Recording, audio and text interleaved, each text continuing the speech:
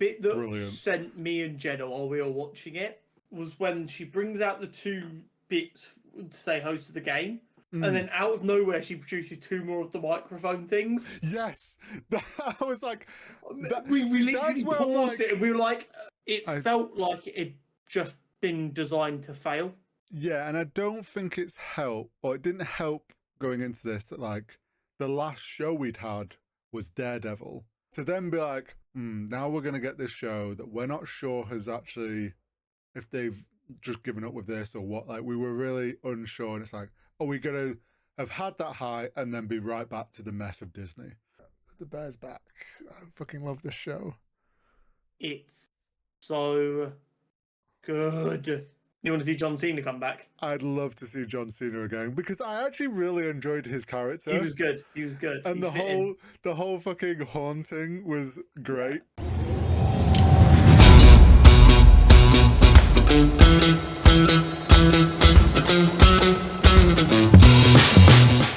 Hello and welcome back to episode 165 of Cutscene Convos. We've been away for a little while and there is many things to discuss, including what we've watched for the last 2 weeks. We have a character profile on Lex Luthor. We have our preview for Superman. And as always, we have the Nerd News Network. But for all that good stuff, Horizontal, happy birthday for the other day. But also, how has your last 2 weeks been? Thank you very much. Well, I've got older. Yes, unfortunately. Significantly. As can be seen by the balloons in the background that are already starting to go down. It actually says 300, not 30. It's just that first zero is just withered away already. Just like me. Yeah, no, I've had a good 2 weeks. It's been a weird, like, seemingly, like, strangely busy 2 weeks. Because I'm trying to think. From last week we recorded, had a fairly normal weekend, but then last week I went down for my day in the office was on a Wednesday instead of a Tuesday, so that changed up that whole week and shifted things. So that felt weird. Then I went down to my sister's on the Friday night straight after work because I had been informed that there was birthday surprises had been organised, of which I knew nothing of. Other than you had to be there. Yeah, other than I had to be there by Friday night for Saturday. So Saturday we just had a relatively chill day, the grand scheme of things. Me, my sister, and my parents just went and visited Lincoln because it's not too far from hers and none of us had ever been. So we're like on almost one of the, not quite the hottest day of the year because it was the hottest weekend of the year. And Lincoln, for people that know and don't know, there's a massive fucking hill with a castle and a cathedral at the top, and that hill is steep. So it was a nice steep walk up. Well, cathedral was very impressive. Castle was cool. There was actually a concert thing going on for the last week. Did you at least take your camera and get some pictures? I did. Yeah, I took my camera. Good stuff. Had a wander around. But yeah, nice town. Recommend. Then the Sunday one of the birthday surprises was my family had organised for me and my brother-in-law and my dad all went, there's the three of us, but we went to Silverstone Museum, which was very cool. I've never been there before. I've never actually been to Silverstone before. Yeah, went to the Silverstone Museum, which obviously is mainly F1 focused, but there was other like bikes and other cars. And they have a lot of other racing stuff there at different times of the year, but of course F1 is seen as like the pinnacle. Yeah, so that was very cool. And then they'd also booked me, the three of us, on to do an F1 simulator session, which was good fun. I would have liked like a couple more inches worth of leg room. But unfortunately, they are like a fixed, like the seat. I put the seat all the way back, and then obviously they're just a fixed. So like, also, is that not a thing in actual F1 class as well? Like, if you're above like 6 foot as an F1 driver, you're not like struggling a little bit. No, because they'll just cut like obviously all the seat and everything's custom, so they'll just make sure it's like your car will be custom fitted to you. But anyway, out of the three of us, I was the quickest.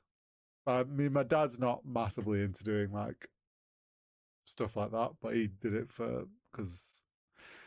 But my Why brother-in-law, not? it was mainly between me and my brother-in-law. But there was like four other ones. There was seven in total, so we took them three, and there was four other like randomers doing their sessions. Someone went quicker than me, just annoyingly. I did find out after the session that I'd rammed my dad off the track. So there was a point where I can't remember what corner it was on, because it was Silverstone track, and like there was a car going slow, and I was early on, and I was still getting used to the car, so like estimated with my brakes and like brake pressure and whatnot. And I was like, oh shit, I'm not stopping in time. Tried to like swerve last second, just smack the back of them, smack them off the track. And then I was able to, I just carried on. I was fine. Well, my dad was talking like after we were chatting. He's like, yeah, there was one point on one corner, I just suddenly crashed. And I don't really know what happened.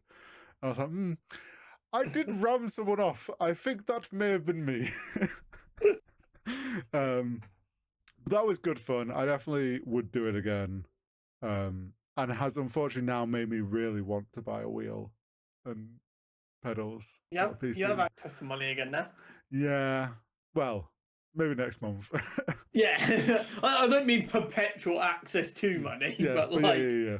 But like, it's that itch now for a racing, doing racing games again has come back. it's been aggravated. Yeah. And then we went out for a nice family meal, which was good. Awesome, always good vibes. And then the Monday, me and my sister went to London, and we went like in the afternoon. Chose to go to London by chance on the hottest day. Like it was 34 degrees in London. So that was And getting on and off the tube in that weather is not fun. thankfully the tube, because it was like Monday midday when we went, wasn't busy. So Really? well, yeah, because obviously everyone's at work. Yeah, but normally there's enough tourists in London to keep the Well, tube pretty so busy. we went to Battersea power station. Yeah. So Northern Line wasn't too bad, thankfully. It was Oh warm. yeah, Don't get Northern me wrong, Line's a but business line, so yeah. went there, did a bit of shopping, got some clothes, had a wander around because I hadn't actually been over to Battersea Power Station. Went out for food at a really nice Mexican place called El Pastor. Nice. That was really nice. I love me some Mexican Mexican food. food does Yeah. work, and also Mexican food works in the heat. They established this a long time ago. It was great, and like honestly, me and my sister sat down and like got chips and guac. Come out to start, got my beer, and I'm like, we both went. Feels like we could literally be in Mexico. It's that warm, and it's that temperature of like evening warmth. I'm like, I could just be abroad right now and wouldn't know. Yeah. And then after that, we went. My sister had organised. We went and saw Hamilton at the theatre, which Very obviously has nice. been out for a long time. My sister, that was her fourth time seeing Hamilton. So is that for you or was that for her? I mean, she was like, it's still just as good afterwards, and obviously, she was trying to come up with like had been hinting at like, what do I want to do? Suggest she loves going to the theatre, so then she'd like ask me a bunch of different shows. Oh, do you like this one? Showing me trailers of shows like a while back. And Hamilton's one that I feel like everyone heard about how good Hamilton was. Like it blew up, it did really well. So I've always like wanted to see it, just It's one of never. you're curious about the hype. You're Yeah, like, and is everyone else wrong or is it really that like good? I was fairly confident. I knew it was good. Like I've heard some of the songs as they got like in charts and stuff and on tits. Like, but yeah, it was really good. Definitely worth going to watch. Very enjoyable.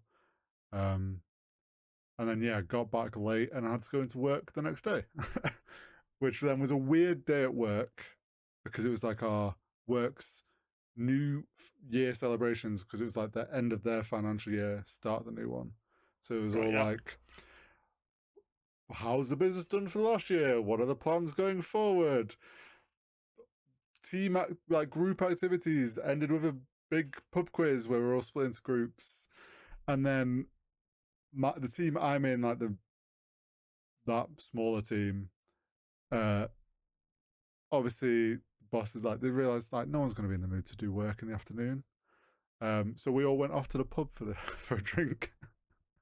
That's good management, that is. Once again, sat outside in the heat, but yeah, it was quite a good start to the week. My week's felt like does not feel like Wednesday. Today feels like Monday for me. Yeah. Meanwhile, yeah. I'm confused how tomorrow's not Friday. Yeah, how's your week been? How's your 2 weeks been, shall I say? Not too bad, Jay. The heat's been fucking brutal. Mm.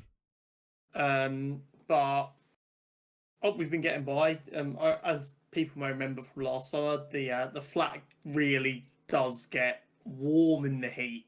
Mm. So stepping into the flat from like the main building has been like getting off an airplane in a foreign country. You just get hit with a wall of heat. Fortunately, everything else in my life does have aircon.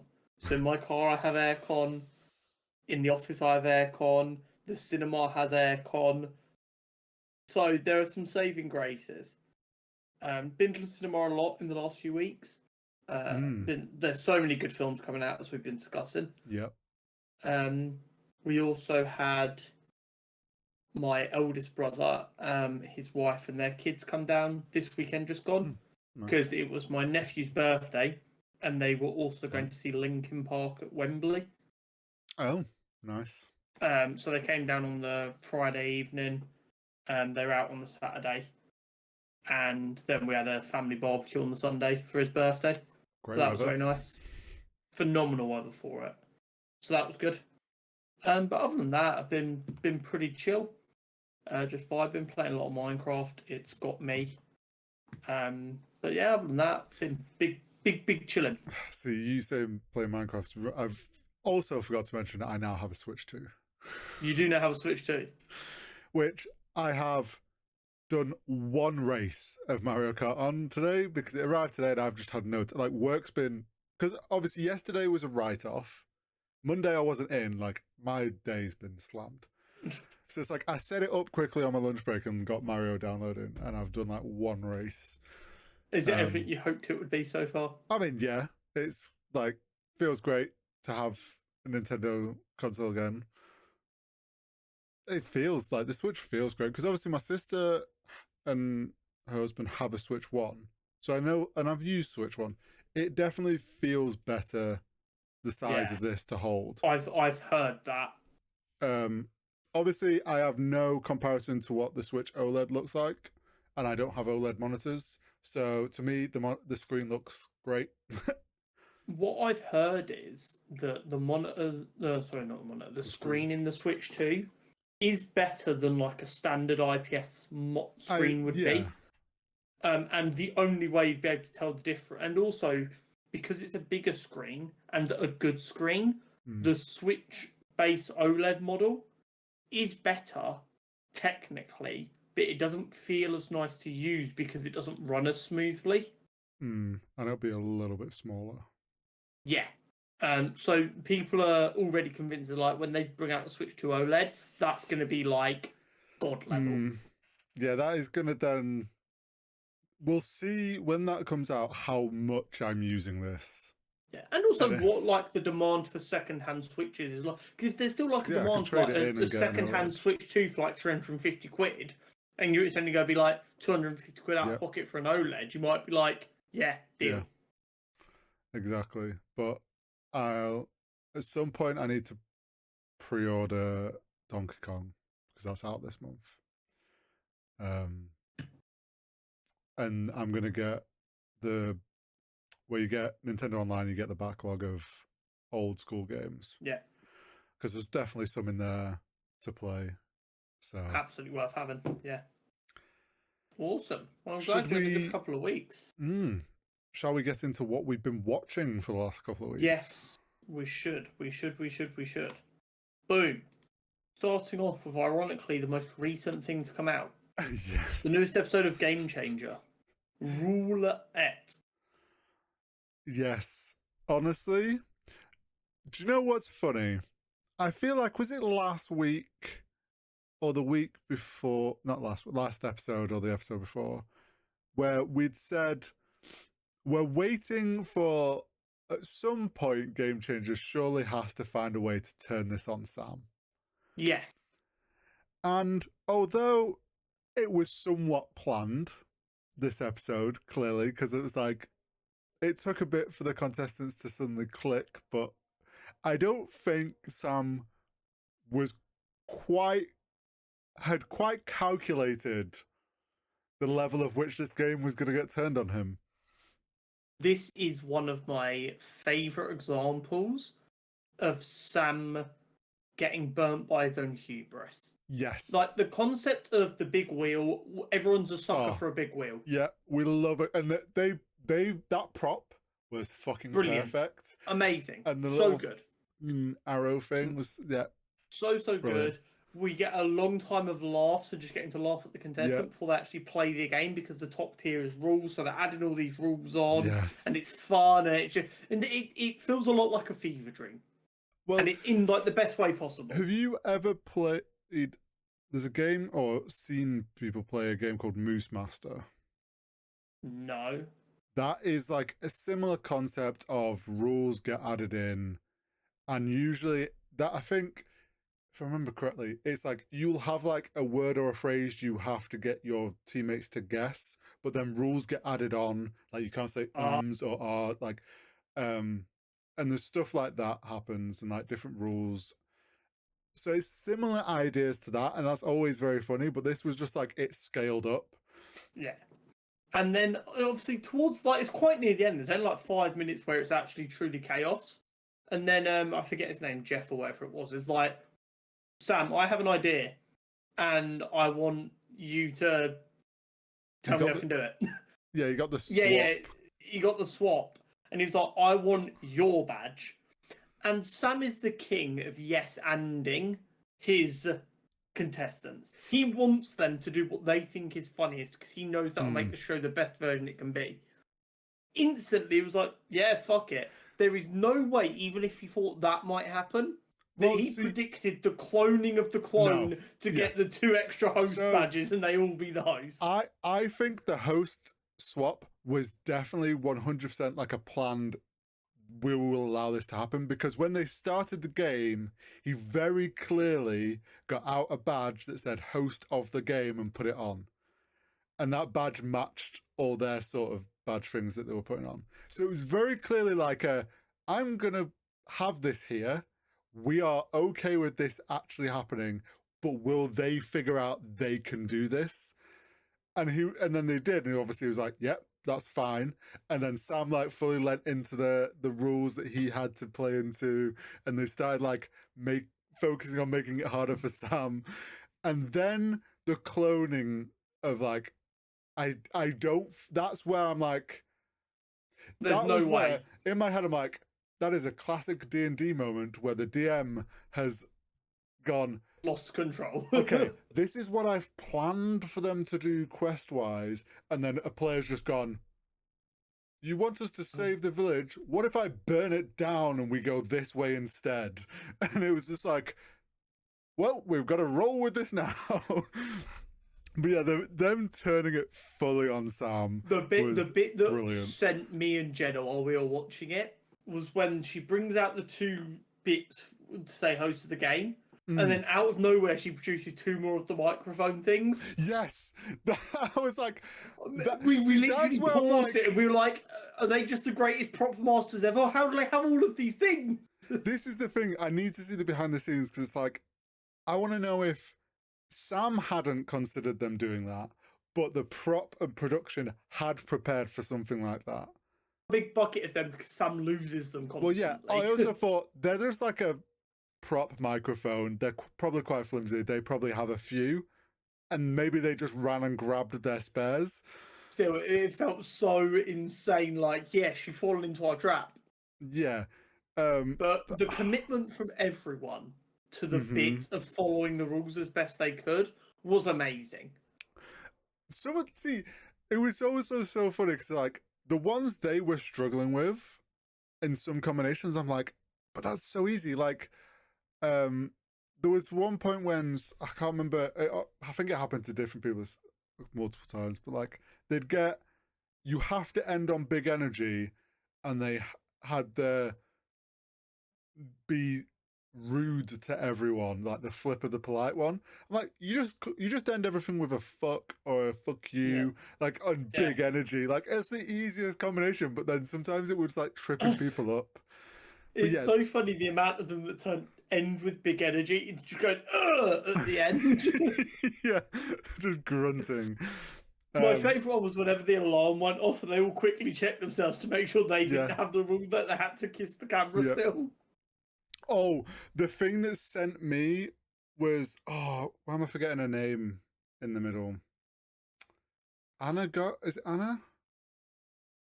Um, she eventually got the big hat, the big cowboy hat, and there was one point when she like jumped or celebrated and it fell down over, and it just creased me because it was like a cartoon character with like just Yeah, it yeah, was like it was really good. perfect. But yeah, the all of them committing to the rules so much was great. It is one of the ones where it absolutely only works because all three people find the concept funnier than anyone Well, else. and this I guarantee it's like they've production and Sam have picked these three because they know they would They will fully full lean. send. Yeah, they will Yeah, full send into the bit. Um, but yeah, another great episode, another great absolutely. idea. Like honestly, would happily have that as a spin-off. Yeah, I think it might be a bit techy. I feel like that would wear on. I don't think I'd sit down because I've And like watch a missed a full few season. weeks Yeah, and watch 6 episodes true. in one sitting because it is quite intense and quite exhausting to watch. Not in a bad way, it just is. And I don't. I feel like that could work as a part of something. Do you know what I'm thinking? They could use that as a new segment in like Make Some Noise. As a mini game, Yeah, you absolutely. get like some rules and you have to then do prompts that Sam's giving like Yes, normal, including some of the rules. Yeah, there's absolutely. now you said it like that. Yeah, it could definitely be included in another game show of Yes. some degree. As a make some noise mini game, that could absolutely work. Yeah, but But yeah, Game Changer season 7 has just been hit after hit. They mm-hmm, don't miss. yeah, they really haven't. Ironheart. Yes, let's do Ironheart. I I think it's fair to say we were both maybe a touch pessimistic coming into this because of the way Mm-hmm. it had been handled. It felt like it might have been kind of left to die, but they couldn't cancel it, so it was just Yeah. kind of thrown out there. With them hardly marketing it, Mm-hmm. doing 2 weeks of 3 episodes, Mm-hmm. and just it I felt like it had just been designed to fail. Yeah, and I don't think it's helped, or it didn't help going into this that like the last show we'd had was Daredevil, which was we both loved so much and we'd been hyped for, and it kind of hit really well. To then be like, now we're gonna get this show that we're not sure has actually if they've just given up with this or what. Like we were really unsure, and it's like, are we gonna have had that high and then be right back to the mess of Disney? Mm-hmm. I I think after the first episode, I was still unsure. I was a little worried. Like I wasn't fully locked in. And I know we've had some of these shows from Disney where it takes 2 episodes. So I was like, maybe the second episode's going to help. But I think on top of going in a bit pessimistic, the first episode I was a bit like, this doesn't feel like it's hooked me in yet. And we've only got 5 more episodes. I was like, this very quickly, if this second episode doesn't, I'm gonna be like, well, this is gonna be over quicker than it can even grab me. Um, I don't know how you felt after the first one. The vibe of the first episode. I wasn't yet sold on the story. but I I was think that might have confident been it. enough with the vibe of it that I knew it was going to be entertaining, if nothing else. I think there was bits that I was like, I can see where they're trying to go, but I wasn't fully locked in. And maybe it was because the story wasn't quite like intriguing Yeah. enough at that moment. And it's definitely a low stakes story, I think. Yeah. And that's not a bad thing. We've No. said this. We don't have enough low stakes story. Not everything needs to be about saving the entire fucking True. world. But I think when you don't know what you're expecting and it doesn't feel like much has happened in the first episode, it's very easy to go, But the way the characters were all interacting and the soundtrack and the way it was shot and everything, I was like, okay, if nothing else, maybe this will be a thing that I enjoy and have to defend from the internet for the rest of my life. Who knows? But I gelled with it pretty quickly. I was on board, but I'm a sucker for Riri. You know, she was one of my highlights of Black Panther Wakanda Forever.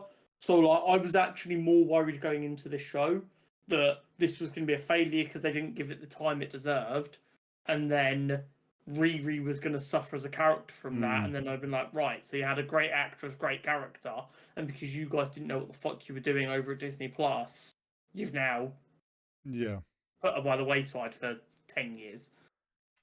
I think the moment that did hook me somewhat story-wise and just was like, okay, this is going to be enjoyable, was when she went and met the dark web dealer of Joe, who in episode 3 we find out his real identity, but just his character with and the way the two of them interacted, I thought, okay, this is really funny and really fun. And obviously at this point we'd started getting a bit more of where the story was going. So I think that really helped for me to kind of hook in to this show. Yeah, absolutely. It's one of them ones, I've said it a million times. Although it's very easy to forget it sometimes when you're watching something, the thing that matters most is always characters. And I think this show is thriving with its characters. All of the characters are memorable and interesting. Yeah. And I think that helps a lot with, even though the show's pretty low stakes and probably won't matter beyond this season, you're getting a vibe for these characters who you might see again. And you are going to kind of find yourself caring about where they end up. And I think that's important.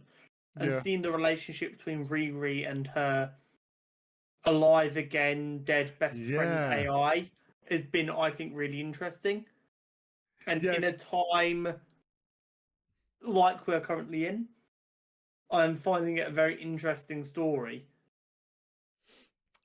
Yeah, it's because I know one thing going in that kind of added to a bit of our pessimism was that Riri's AI in the comics is based off Tony Stark, right? Because she has... So at least early on, she gets access to Tony Stark's consciousness in the form of an AI, and that helps her develop as a character. Yeah. And obviously we'd seen that there was going to be that wasn't going to be the case for this AI in the trailer, so we were unsure. But I think actually their story reasoning behind it is really solid, and I actually think really good for the character. And this idea if of I remember correctly, if I go back to our Riri Williams character profile from episode 28 of the podcast, I haven't imported it over in here. Don't mind me. Oh yeah, we watched this shit. I believe that her father and best friend do die in the comics before she goes off to MIT. So that's pretty accurate. I do like the idea of she's not dealt with the emotional turmoil from that. She just like kind of run away from kid it. wouldn't. Exactly.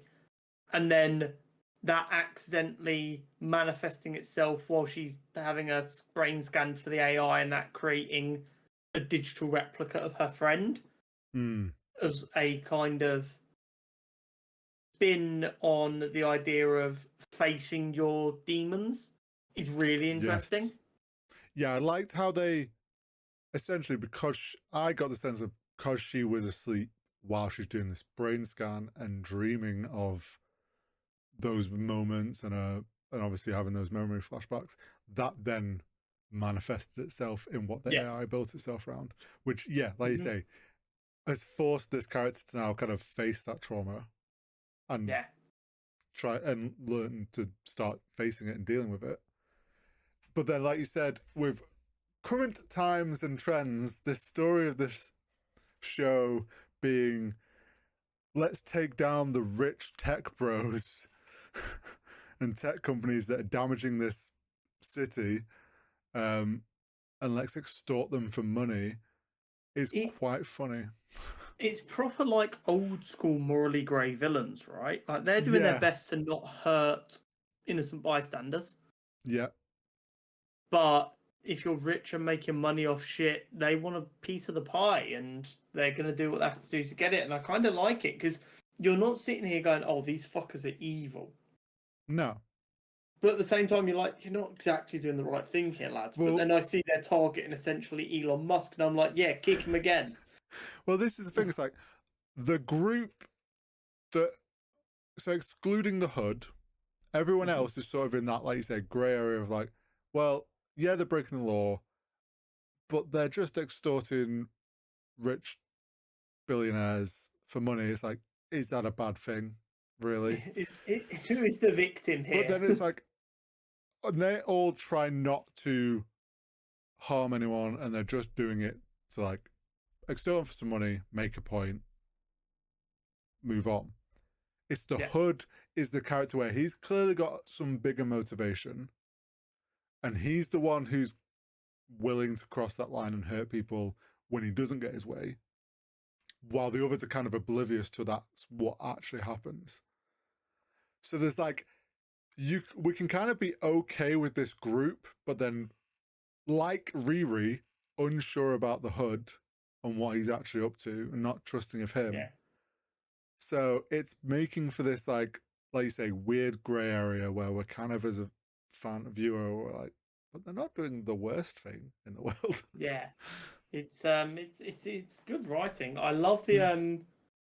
interactive title cards of each episode Yeah, and not a sort of reminds me a standard little intro. bit of like Invincible vibe with the Yeah, a little bit. playing into it. I really like it. One thing I will say, and I know this has been repeated a fair bit on the internet, I didn't realize how much I missed like physical suit ups Yeah, and seeing like a big hunk of metal interact with the hero instead of yeah. just nanotech. I didn't realize how much I missed that. Oh, But in yeah. episode 3, when she comes flying into the garage and like walks straight out of the suit, Mm-hmm. I'm like, oh, that was fucking cool. Or like at the end of episode 3 when she's like choking in the Yeah, carbon and it wraps around her. dioxide and it wrapped. I'm like, oh, that's fucking awesome. Yeah, Like, having like more like Iron Man 1 vibes of his first suit is mhm, like, yeah. I Which really, really obviously enjoyed like it. all makes sense because that's what she's Yeah, that's where she's at. She's seen not and got to that she's level yeah. of tech. But it'd be interesting to see if they do keep it more that way rather than I really hope they do. Um, Unfortunately, we can't talk about the show without talking about the bullshit that goes along with it. Um, so the show was getting review bombed on every site 2 hours before the first episode came out. that's funny.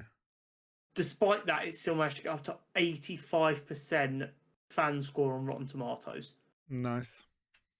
Like that is Yeah. It's pretty good going. 85% with the racist and misogynist tax is crazy. Mm. That shows you how well it's being received by fans. I think they've done it a massive disservice by doing 3 episodes every week for 2 weeks. I think a double episode premiere and then 4 weeks of one episode would have been perfect based on what I've seen so far. Yeah. I can agree with that. I also think people have forgotten who Iron Man as a character was. Yeah. I mean, I've Because a lot of seen people have.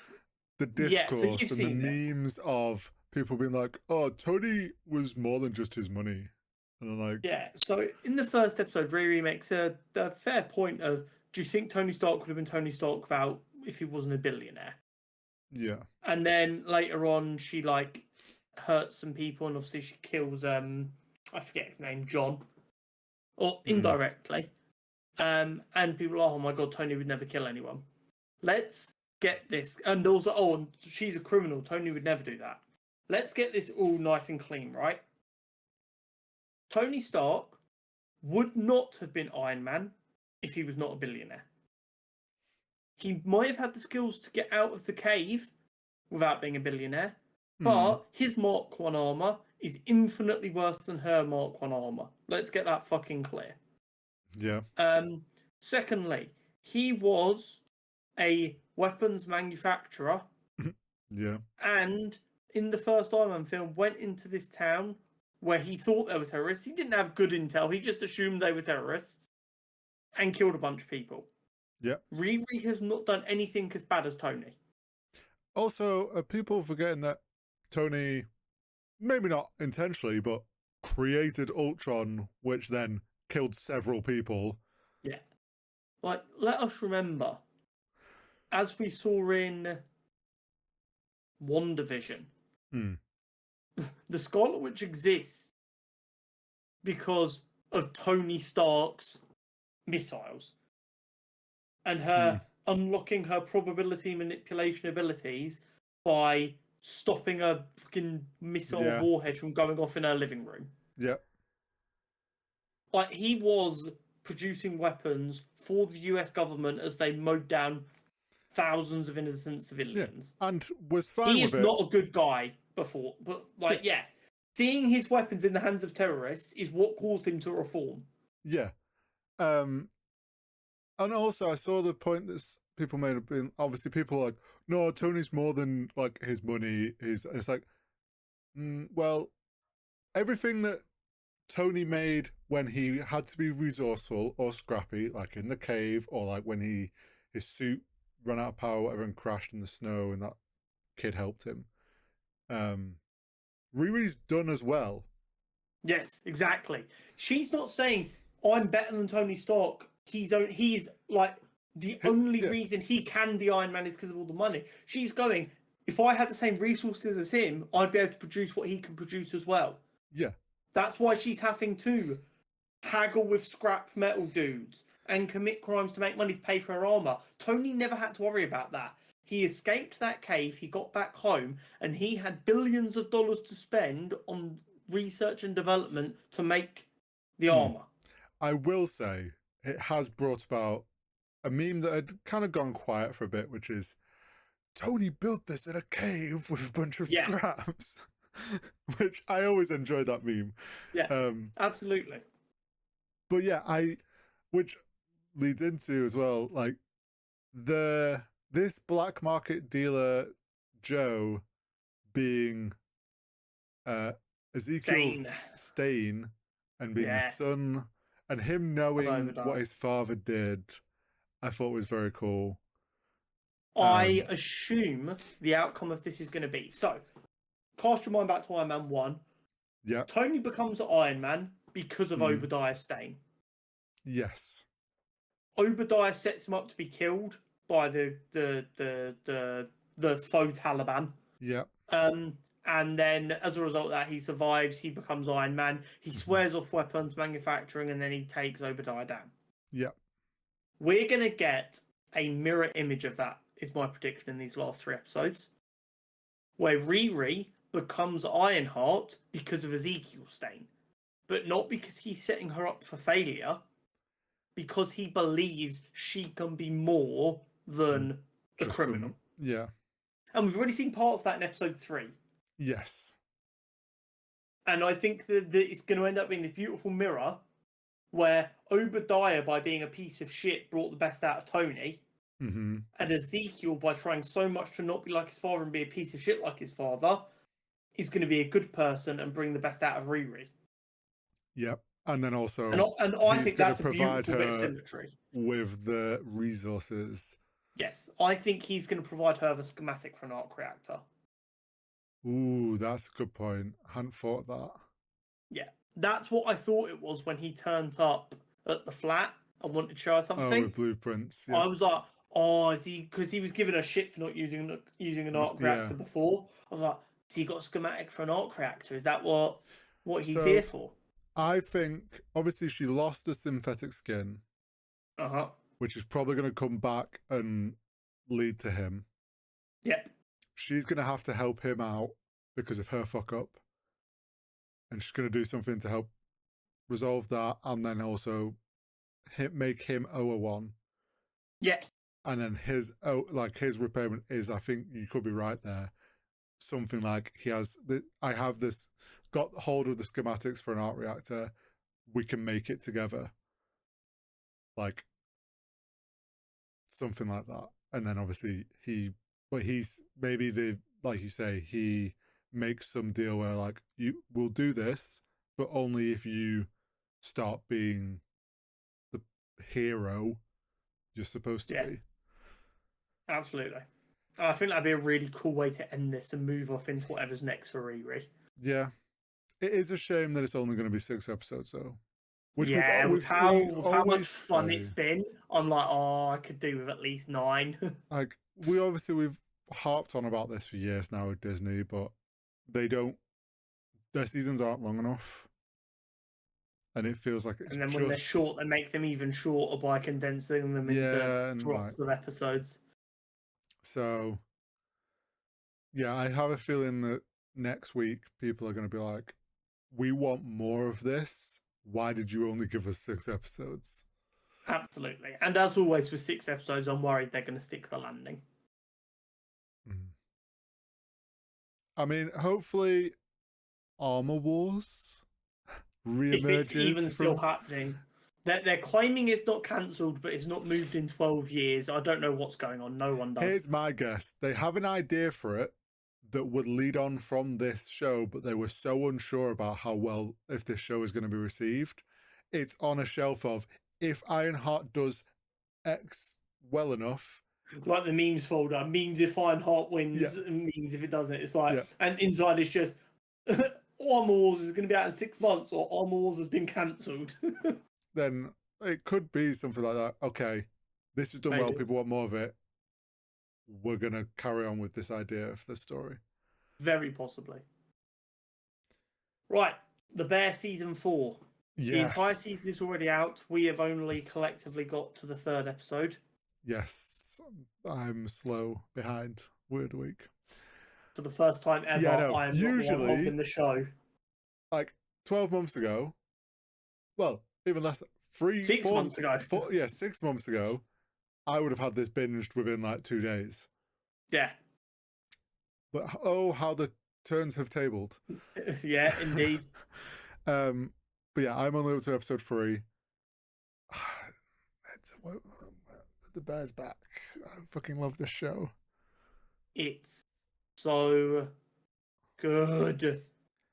I'm going to be careful when I'm talking to make sure I don't accidentally slip a development of a plot line from 4 or 5 in, because that's where I'm up to. Okay. So I'm going to be more cautious. But seeing the plot line start to form for this season, yes, has been really satisfying. Watching Carmen kind of realise his mistakes from season 3. Yep. And it's weird. Has he had the conversation? Who was it with?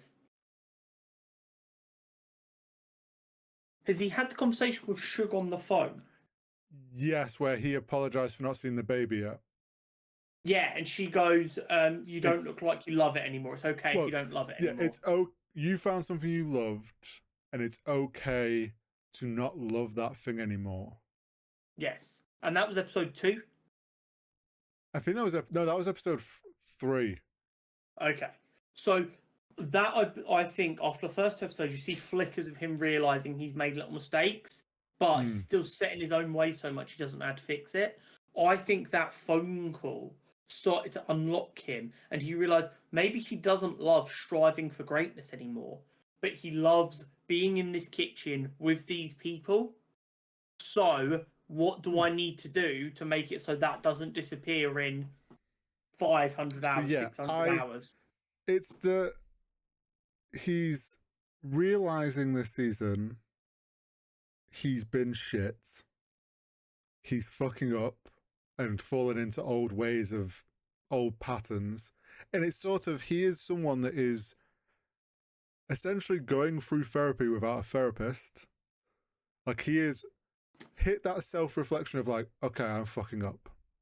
But he hasn't got that therapist being like, and like, what the next steps you need to take. And like, you need to learn to like apologize to yourself and then start like, he's like still processing it and unable to get himself past that block of like apologizing to people, or he's in that stage of, I know I need to do better. I'm trying to figure out how I'm supposed to then do that, but I'm going to be open enough to the people around me that I am trying. I know I've fucked up, not necessarily fully understand how I've been fucking up, but I know I'm not doing good enough.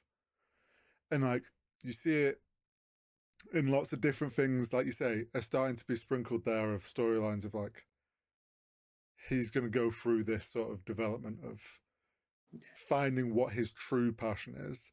Also, like you say, there's these storylines of the kitchen and the family is what he loves, which I kind of had guessed going into the season. I was like, I think this is going to be very much about found family this season. Mm-hmm. He chats a little bit with Marcus and he's like, the one true thing about a kitchen is you're not alone. There's like those, and we're seeing it with them getting more efficient with this like clock that's there, and Tina's getting quicker. She hops on and helps Marcus, or Kami's hopping on and helping Marcus, and like they're all hopping around stations. I'm trying to think who. Oh my god, why is her name slipped? It's her right hand, Kami's right hand. Sydney. Sydney. God, her name. When she had to then hop on Tina's station and smashes the 3 minutes after earlier that episode, Kami's like, I couldn't even get it under 3 minutes. You're fine. Take a break. She was And like then 2:32. and he sees that and he's like, oh, like, and, but in a way that you can tell that in the past he'd have been like, fuck, I need to do better than that. But you can see he goes, she's better than me. She's fine. Like, I should just let her run. Like, Do you know what it's really reminiscent of? Luca in season 2 or season 3 talking to Marcus about working with Kami. yes, and saying that he was also always chasing to be better than him. But he just couldn't, and it was driving him crazy. And once he accepted that he would never be as good as Kami, and he just focused on being as good as he could be, it like made him love it all again. I think that's what Kami's doing right now. Yeah, and it's that thing of like, he doesn't want to chase that trying to be the best in the kitchen. He's realizing I can just surround myself with great people, and that's what I want to do. And like, he's Have letting they Sydney had? run a bit with like, obviously they're having the issues with ingredients. So Sydney's coming up Yeah. with new things, and Kami's just like, yeah, it's fine, go for it. And you can see to her, that's building her confidence because she's like, wait, Have we had the family coming from out of town for the restaurant yet? the family with the cancer patient. Yes. Yes, Okay. Cool. I'm just. that Yeah, was that was episode episode 3. 3. Yeah. And Like a brilliant example of Kami's development is not trying to start a fight with Richie about yes, bringing them an original beef, but instead going, "This is absolutely fine, but let's plate it up like they're at the fucking bear." yeah, And then he plates it up beautifully, and there's just that nice, like, yes, Kami, you're starting to understand that everyone else here cares about this being great as much as you do. If you stop fighting them, you guys are going to make this place great. and I think even Richie in that moment realizes, okay, we are both on trying to do the same thing, but we keep thinking the other's getting in the way. And like, there's obviously that split moment where they both were like, this is what it's like when we actually do work together and we're not like butting heads. But Absolutely. yeah, that, Absolutely. and then there's clearly the guy at the table next to him who Richie's oblivious to the fact that he's just being like, I'll get you a beef as well and whatnot. Clearly is the fucking review guy that they were like Yeah. so obsessed with. But earlier on, they were like, we need to stop worrying about who they are and treat everyone like they are that VIP, because then otherwise they'll just see, if we're focused on them, they'll see that we're giving them special treatment, which doesn't help us. And like, I think there's clearly going to be like this raving review, and I think we're going to get a battle where that sudden success spike obviously is gonna, things are going to get a bit better, and Kami's going to slip a bit back into his old ways, and there's something else is going to happen that like makes him really remember like, no, this is the point of this is like us together. Meanwhile, you've got the beef stuff going on. Yeah. Ibrahim's like businessmanning it up, and he's clearly scheming something at this point. I was so sad in season 3 when everything was moving towards the bear and And he walked Ibrahim away. just was like he couldn't cope. Mm. And then he got his thing, and it was nice because it was like doing what you know how to do and you're comfortable doing isn't inherently bad was quite nice. But then, again, this idea of reigniting your passion within something you've already been doing for a while is quite prevalent. Mm-hmm. We've already said how we think Kami's going to reignite his love for restauranteering, but it's not going to be in the way he expected. Yeah. Ibrahim has ignited this passion for the original beef to be a success in a way he never thought. He's working so hard, pulling numbers, doing research, getting ready to present something to Kami about how great everything could be. And you just know he's going to end up being the guy who, in like episode 9, when they're like, we're out of time, we can't make it work, he's just going to come in with a stack of cash, and they're going to be like, Ibrahim, did you rob a bank? And he's like, no, this is beef money. Yeah, I do think it's going to be something like they're going to pull the plug and he's going to slam down to computer like just a stack of numbers and be like, this is the solution. And everyone's going, what the fuck do you mean? And he looks at it and goes, oh shit, we have a way out. It's great. Yeah. You know my feelings on. I know the reviews haven't been as strong for season 4. Oh, I haven't looked. This always happens with TV shows, and I've said it. And don't get me wrong, there is a validity to it. I've said before, very few shows can do 5 or 6 plus seasons and keep a level of quality. Like in the last 20 years, I can think of maybe 2 shows that have gone longer than 6 seasons or longer than 5 seasons and been viewed as great shows. And you're looking at like The Sopranos and Breaking Bad, and that's it. Everything else has a significant drop. I said there's a risk of that happening this season, but I think season 5 is a bigger risk for the bear. I think it's not dipped in quality. I think each season needs to be viewed as an emotion to keep it raw. And season 3 and season 4 are less frantic. And a lot of people loved how frantic season 1 and 2 were. Yeah. But season 3 and 4 aren't about that, because it's gone from being essentially a fast food place to a fine dining experience. And it's supposed to show that development. And some people don't are not enjoying it anymore because they've got rid of that frantic stuff.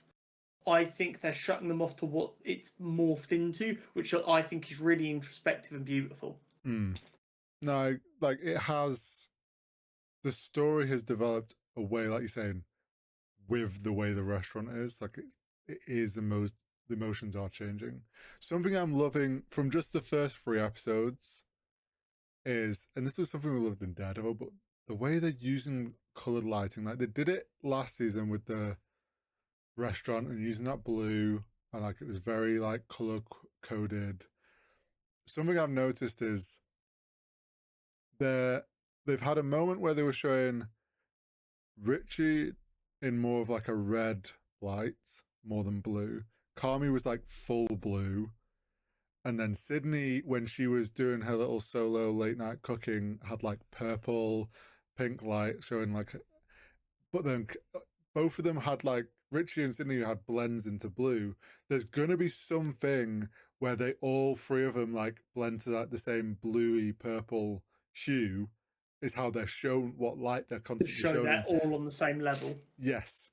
Yeah. There's something gonna be going on there. All I know, I don't know if you've got to this episode yet. There's one episode which is like almost an hour long.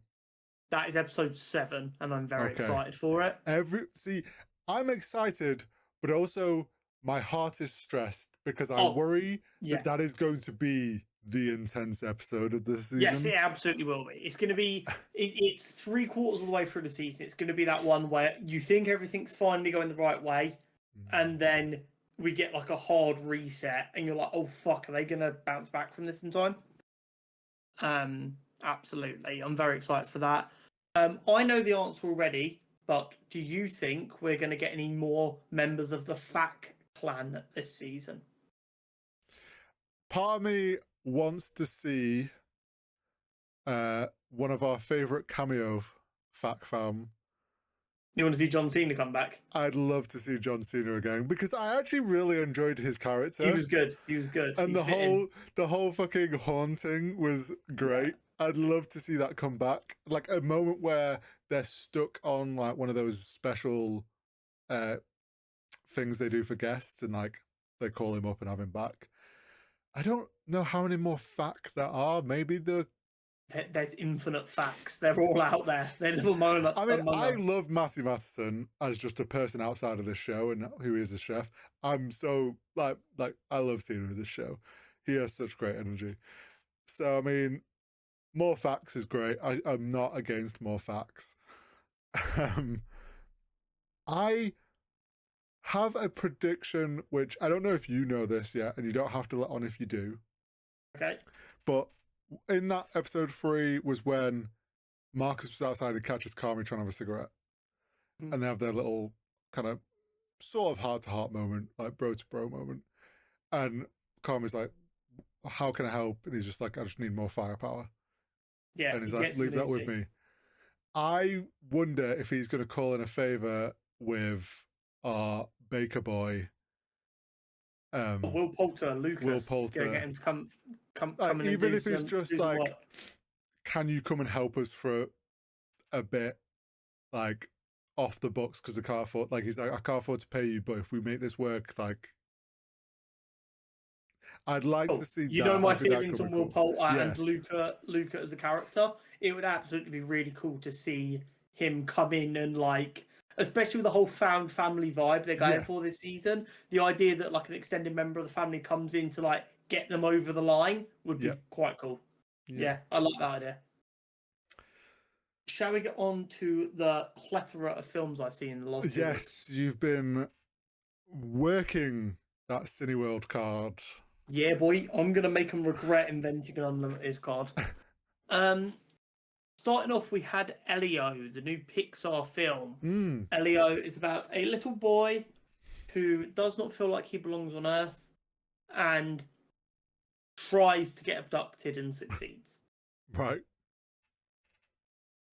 It's a very Pixar film in the best way. It's got a lot of heart. It's very sweet. It's very family focused in the sense of it's about family and what does family even mean, and that I really enjoyed it. I think it's very sweet. I have seen that unfortunately bits of the film were cut out of Pixar's control, which I think make a bit of sense for some of the moments that feel like they're kind of cobbled together. There's kind of flickers of stuff surrounding the characters and their heritage and what they're like as a person that kind of disappears. Right. But other than that, I think it still holds up quite well. There is a scene that is like something out of a horror film, which was brilliant. So, Elio gets kidnapped. Not really kidnapped because he wanted to go. By essentially, imagine the UN of planets. Right. But if it worked perfectly and everyone loved each other and they were all working together. They are trying to decide if they're going to let him in as a new recruit, as the leader of Earth, because he lied. And if they're going to let in this other guy who's like a warrior god of his home world. Right, okay. They decide that he's a bit too aggressive for their vibes, so they say no. And he's like, I'm going to kill all of you. And he goes off to get his army. And because they're all like dignitaries and scientists and like philosophers, they're like, oh no, we can't possibly fight, we have to run and hide. And Elio, who doesn't want to go back to Earth because he thinks he's not loved, goes, I will get him to stand down peacefully if you promise me a spot on your council. And they're like, yeah, go for it. You'll probably die, but that's fine. They don't understand he's a child. Yeah. So they create a, what do they call it? They call it a duplagel or something that basically creates a duplicate of Elio to send back to Earth in his place so that no one knows he's missing while they resolve this. Mm-hmm. And that leads to a really funny kind of B plot where his auntie, who's responsible for him, she views him as like a weird kid that she doesn't know what to do with. Yeah. And now he's just this perfect kid that's not being weird and is just the perfect child. Mm-hmm. So then he like checks through the portal at one point. He's like, oh, she has no idea what's going on. And he thinks that she's happy that he's gone because this kid's acting normal and not like him. Yeah. So he's like, oh, she doesn't even miss me. This is fine. And then we see that actually she's fully aware this isn't Elio, but she's just acting normal because she doesn't know what's going on. Right, yeah. So like the perfect Elio goes to bed, and as he's going to bed, she gives him a kiss on the head, and she steals one of his hairs. Right, and she goes and looks at it under a microscope, and then it like the hair comes to life to try and get back to the main body. Yeah. And she like watches the hair run across the carpet and jump on its head. Really funny. So later on, when Elio's back on Earth and they need to get back out to space to save everyone, the dupligel's like, so you guys are back together, do you not need me anymore? Can I like decompose? And he starts, and they're like, wait, no. And they get the thing to go out there to distract the security guards that have Elio's spaceship. And he literally is like something from a horror film, like a sickly child walking forward, like, help me. And then the guards go to see what's wrong, and he literally just turns into water. And they're like, as they sneak into the ship. It's so good. But it is really, really beautiful. Very much a case of you don't get to choose your family, but you can choose to accept them even if they aren't like you. Especially the idea of as a parental, maternal, paternal figure, you should accept the child you're looking after as they are. And Elio finds like a kindred spirit of the warrior race, who is the king's son, who is completely different from the warrior race. Got you. And in the end he manages to resolve it all, and they go off to be peaceful, and they say he can stay as part of them, but he decides to go back home with his auntie because he realizes he does belong now, and it's all very sweet. But it gets you in the feelings. It's quite emotional, and there's some really cool bits in it, but it definitely could have been better had they not cut some of the bits that were apparently cut. Next up, we have my second favourite film of the year so far. And all of a sudden, I find myself in a position where Superman and Fantastic Four could both be excellent films, and they might struggle to both also be top 5 for the year, even if I love both of them. Damn. Because of how many good films that I'm really enjoying are coming out. Obviously, so far, Sinners is my number 1 of the year. Right. Very closely in second is 28 Years Later. This film is great. It's been quite divisive online, which blew my mind. Because I'm like, this film's just fucking great. It follows the idea of a colony of people who've survived on a little island off of the mainland, Holy Island. The dad, who is played by Aaron Taylor-Johnson, takes his 12-year-old son out to the mainland for his first hunt at age 12.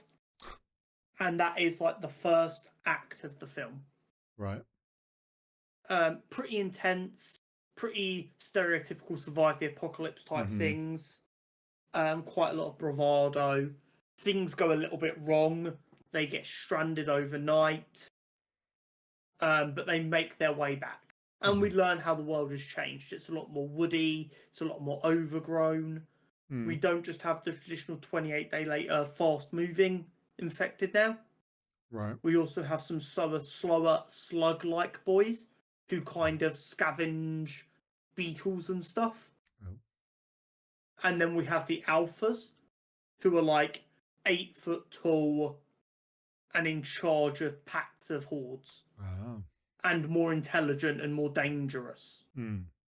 As in, like, a couple of arrows to the Yeah. face and they're not dead. So we have an interaction with one of them, and they manage to get back to safety to the island.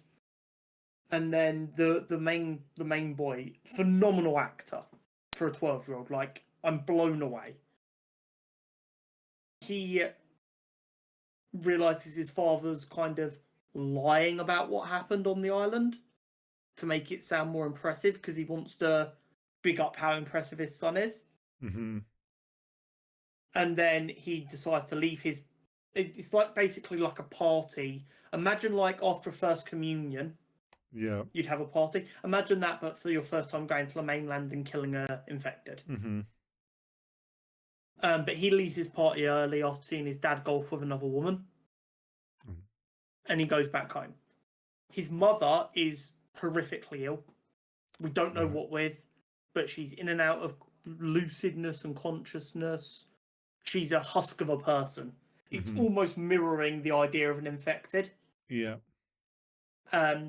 He's completely disillusioned with his father because of the way his father's acted as they've come back and seeing his father go off and cheat. Mm-hmm. He hears story about an old-timey doctor on the island, because they have no doctors on their home island, but apparently there's a doctor on the mainland. So he wants to take his mother to the doctor to see if he can help. Right. So he, 12 years old, having been on the mainland once, sneaks off the island with his mother to go and find the doctor. So then we get the rest of the story is him going to find the doctor. Mm-hmm. They come across a mainland European soldier because the infection has been contained to the UK only. The rest of the world has continued as normal. Oh, right. A Swedish soldier, Finnish soldier got stuck on the island. So he was with them for a little while. He ended up dying. But you get to see like this funny idea of a 12-year-old interacting with modern technology, despite never seeing technology full stop. Yeah. So like he has a modernish phone. He shows a picture of his girlfriend, who's a very modern woman. She has maybe some lip filler, a lot of makeup, and she's like panting, like you do for pictures. And he literally goes, "What's wrong with her face?" So that kind of idea. Yeah. He dies. The soldier dies when they find a infected woman giving birth. Oh. And the main boy's mother has like a moment of clarity, and she helps the infected woman give birth. Oh. Which was like a weirdly beautiful, natural thing, as stupid as it sounds. Mm. And then obviously Soldier Boy just wants to kill everything. So he's like, put the baby down or I'm going to kill all of you. Yeah. After like a minute or so, the rage virus takes over the mother infected again, and she tries to lunge at them, so she gets shot. Yeah.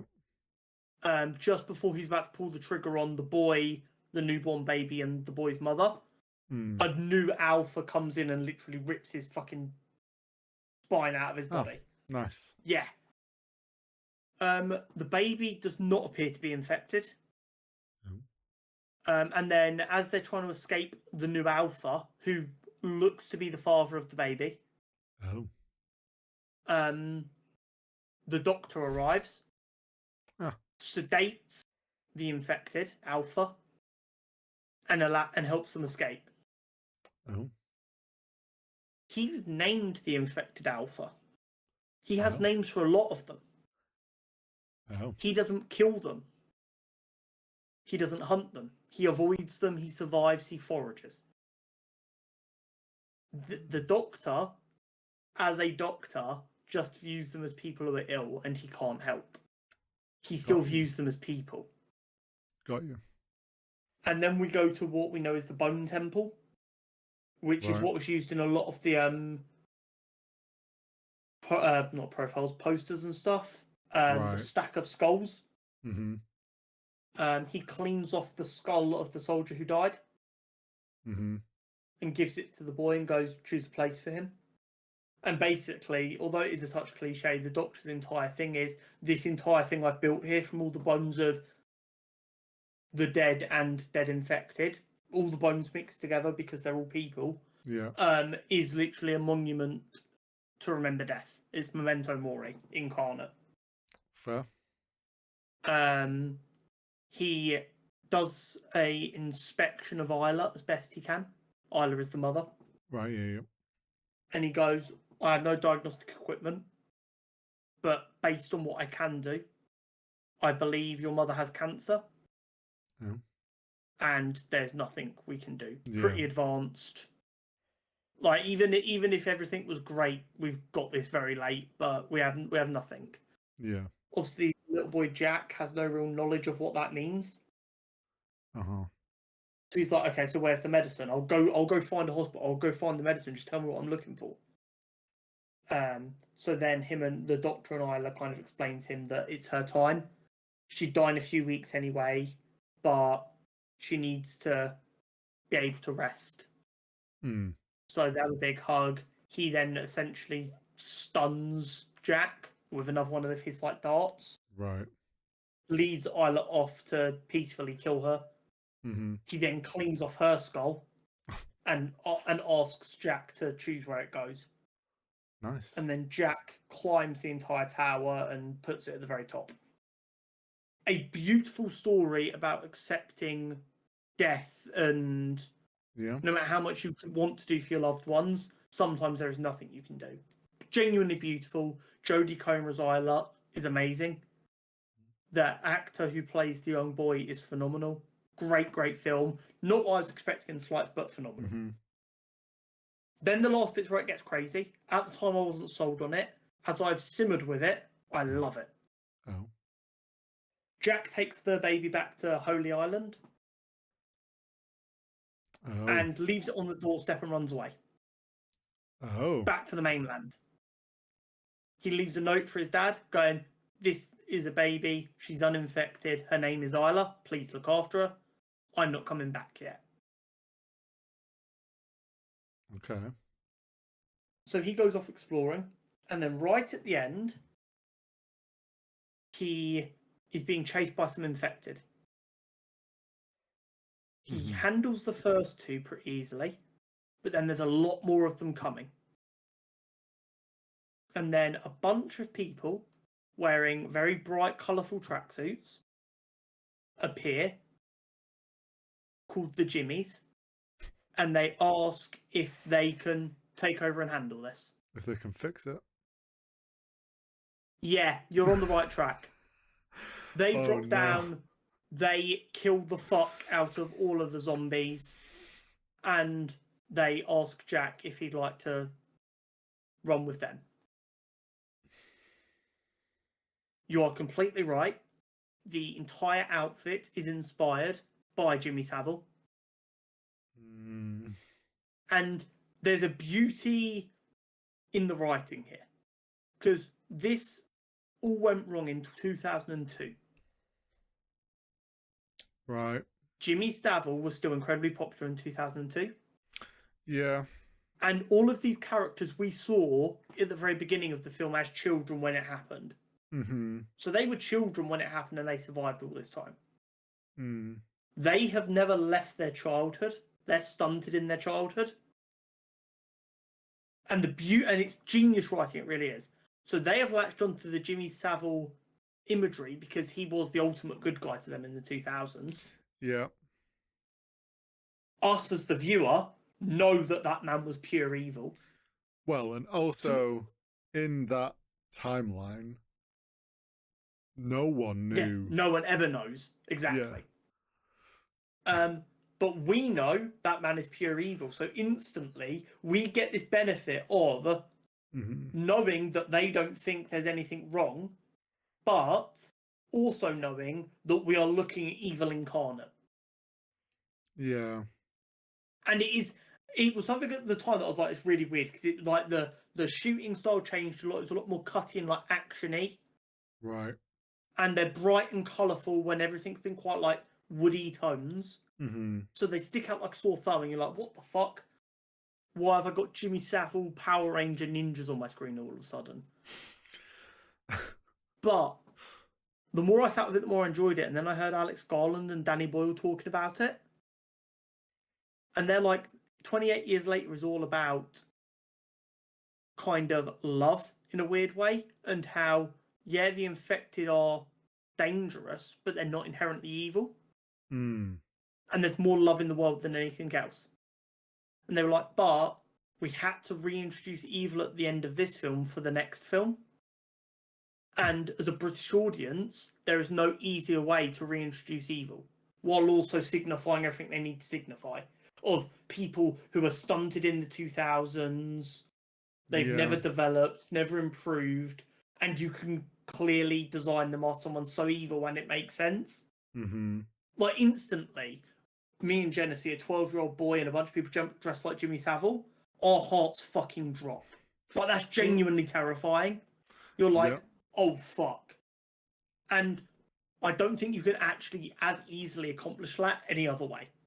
Yeah, no. And don't get me wrong, I get why people like that's a fucking insane decision. Oh, yeah. But the more I've sat with it, the more I'm like, that might be genius. Like, obviously, it's set in the UK, and like there is an inherent lean to the British audience. I do wonder how that's landed outside. Not very well. Because it's like Americans did not have a fucking clue what was going on. I was going to say, other countries aren't really going to understand. By the sound of it, a fair bit of Europe understood. They were close enough that they heard about Jimmy Savile and what had happened.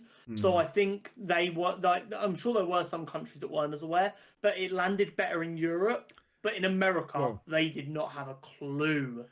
You had people who understood in America, like from America, who understood how important that was.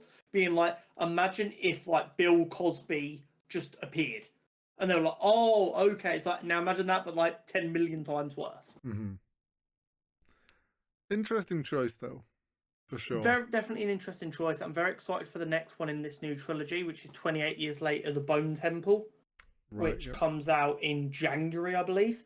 Oh, quite soon then. Very, very excited for that. That's going to pay more attention to the Jimmies and their story.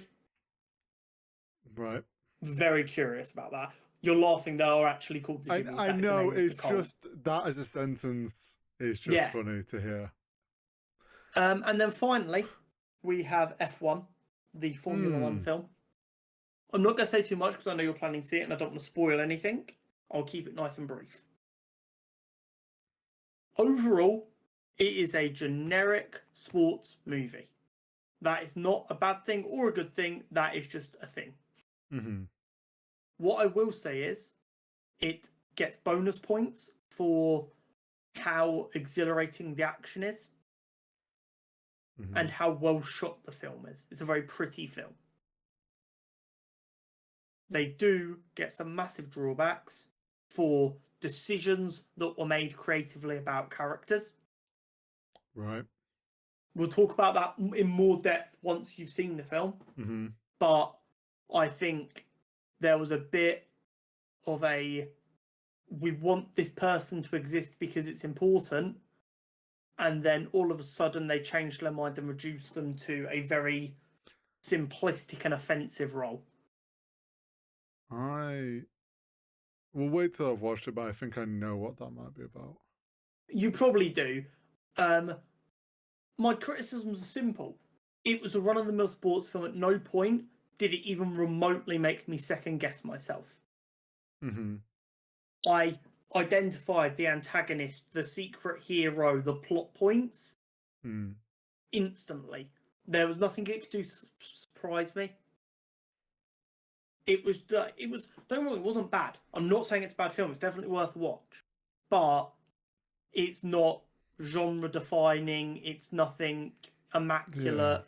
I don't think it deserves to really win any awards other than maybe best costume design, because the costumes are pretty well put together.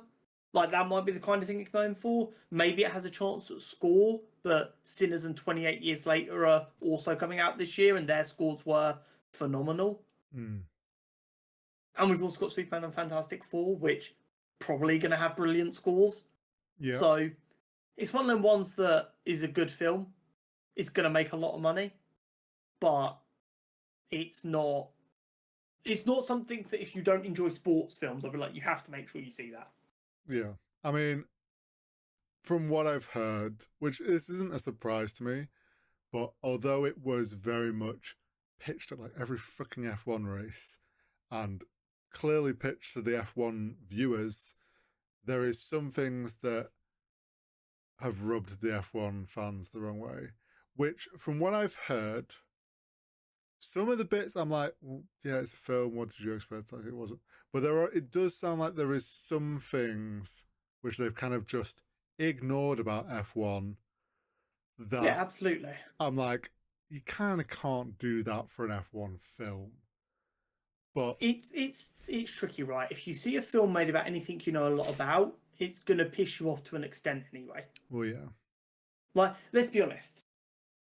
If they were to make a film about someone who's a small-time content creator trying to make it, and we went to watch it, do you not think we'd be like, that is so fucking stupid? They've not spent 20 minutes editing a video that's got all them views. That doesn't happen. Do you know what I mean? Like, that's taken them 12 hours just to, like, fucking get a rough cut off. Do you know? Like, the more you know about something, the more difficult it is to enjoy a film about that thing. Well, yeah. Some of the bullshit complaints I heard, which were F1 fans being bitch babies, Right. were them getting annoyed that depending on when stuff was shot, sometimes it was the 23 grid and sometimes it was the 24 grid, and the liveries not matching up. It does not fucking matter. It's a film. Grow up. I think some of that stuff I'm a bit like, depending until I see the film, like depending on when the switch is. Backwards and forwards. Well, yeah, but like, because that to me that's just continuity. Which whether it was an F1 film or not, poor continuity does annoy me in anything. Right, I notice cars looking vastly different throughout the film. That is something that, as an F1 fan who knows the liveries, well, they were this is nitpicking for. Until I see what the liveries it switches between is and whatnot, it's like, depends. Because here's the thing, I know from watching Drive to Survive, F1 fans get annoyed at that for cutting between. They'll be telling a certain story and they show clips from a completely different race that season. And it's like, they get annoyed at that. So like, I know they can be nitpicky and just Drive to Survive, which is like, is F1. Yeah. But my biggest complaint about the entire experience, and you know what's coming now, because I spent about an hour ranting about it. I saw that in the Discord, yeah. F1 fans are now the worst people I've ever had to share a cinema screen with. I went to watch Elio. As I'm sure you can imagine, lots of families with youngish kids. Mm. They all knew to shut the fuck up when a film was playing. Tell me why, in F1, where there was not a single child that I spotted, there were at least 5 different groups of people who do not know how to shut the fuck up and watch a film. I feel like you got severely unlucky. It's so disrespectful. And here's the thing. It's not even like it was a case of them going, oh, that's a cool shot, and they were just being a bit too loud. At one point in the film, there is not a racing incident, it's bigger than a racing incident, that's all I'll say. Some twat 2 rows behind me and deep to the right basically just goes, oh, you fucking dickhead, why have you done that for? Oh, why have you done that? Not even trying to whisper, not talking to himself, like he is sat there on a sofa watching an actual F1 race. That's definitely... That is unacceptable. That is definitely what mindset he fell into. Yeah. And like there was a group sitting right behind us that was just talking constantly. And maybe I say constantly for the first half an hour, because after that they were so close that I couldn't tune them out. So I literally turned, like, I went like that, and stared the woman of the group in the eye for a solid 10 seconds until she slapped her husband on the chest and told him he needed to be quiet. It should not take me doing that for you to know how to act in a fucking cinema. Do I turn up to an F1 race and do things that are against etiquette? Do I turn up to an F1 watch party and not do things that are in etiquette? No, don't turn up to a fucking cinema and be disrespectful of cinema etiquette. And it's not like cinemas don't make it perfectly clear what's acceptable. It's about 19 adverts before the film plays going, make sure your phone's off and shut the fuck up. It's not complicated. If a 6-year-old can do it while they're watching Lilo and Stitch and Elio, you can do it while you're watching a film about F1. Fucking embarrassing. Yeah, I mean... Couldn't believe it. I couldn't believe it. Like, I know I'm more sensitive to sound than a lot of people, and I know, and I always try and use that as like a guidance of, am I being a nitpicky arsehole and they're actually being quite quiet and I'm just able to pick up on it, or am I like valid? We got out, and I said to Jen, I was like, were there loads of people talking in that film, or was it just me? She's like, no, it's fucking constant. There was like 6 different groups. I'm like, thank fuck it wasn't just me, because I thought I was losing my mind. Mm. It's just, if you're going to the cinema, people, be respectful. It's not difficult. It's so not difficult.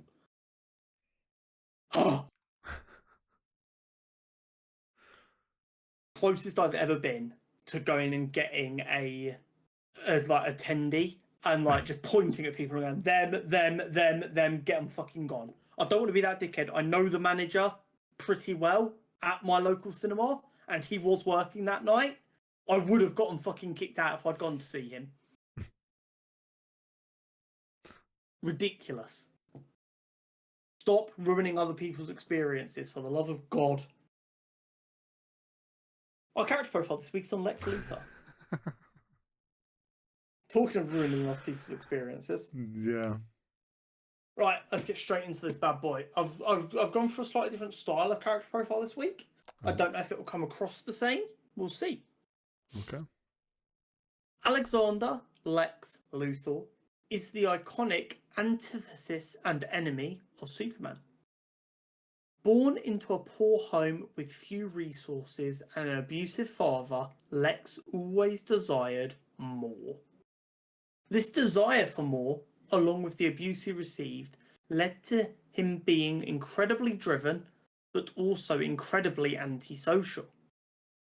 After he orchestrated the death of his parents, although this could never be proven, he used the large life insurance payout from their deaths to found LexCorp.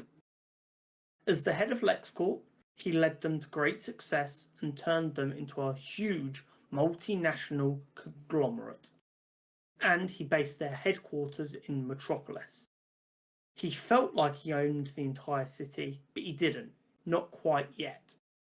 So he began to deeply invest in the city. He owned and had power over almost all of the media in the city, and this allowed him to cultivate his ideal image to the masses as a philanthropist. He began to rub elbows with politicians and make changes where he saw fit. However, in the shadows, he also developed relationships with organised crimes. This allowed him to further tighten his grip on Metropolis through the facade of caring for the people and simultaneous control of the crime. However, when Superman arrived and became the city's new poster boy, Lex was filled with rage. He felt as he had when he was a child once again, unwanted, unloved, and unappreciated. These feelings of inadequacy would manifest in an obsessional hatred of Superman, believing that Superman is only doing all of the good in the city to undermine Lex and make him look like a fool. As such, Lex viewed everything Superman did for the people of Metropolis as a slight against him personally. This led to Lex using his criminal connections, political connections, money, and resources to focus on the complete destruction of Superman, all while believing he was the real hero of the story. At his core, Lex is a narcissist who so wholly believes everything is about him to the point where Superman saving a kitten from a tree is viewed as a one-upmanship against Lex. Lex hates Superman because he thinks he's had it too easy by simply being born with his abilities and never having to try. He also believes everyone is like him deep down. So despite him knowing in his heart that Clark Kent is Superman, he actively refuses to believe it, because that would mean accepting Superman hides his identity behind someone so dull and normal and everyday, which cannot possibly be true for someone as fantastically powerful as Superman. Lex is a great villain that we have had very few brilliant adaptations of. Yeah. I think Nicholas Hoult is about to give us the Lex that we've been waiting for. Potentially. Yeah. In like the trailers and stuff we've seen, there is a genuine hatred in his eyes. And like obviously the meme was after Nicholas Hoult auditioned for Batman with Matt Reeves and didn't get it, and auditioned for Superman in this film and didn't get it before getting Lex Luthor. People were enjoying joking, saying they just made him interview for Superman to see if he could use that hatred as Lex. Yeah. It's really, really good. I've seen some media that they're doing for the film, and he seems to understand the character. That's good. He seems to truly understand that Lex is obsessed with Superman, because if Superman can do all this good just for the sake of doing good, then he is better than Lex. But that's not possible, because how can anyone be better than Lex? It's like watching a film and knowing someone's the bad guy in the back of your mind, but there's no evidence to show it yet, and you feel crazy.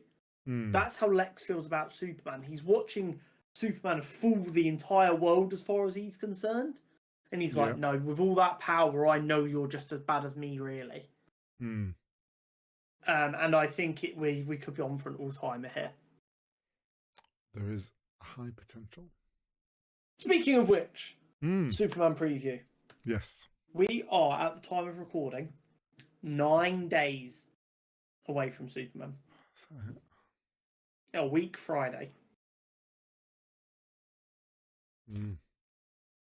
We have made no small talking point about how much I believe this film has potential. Like, a lot of potential. This is true.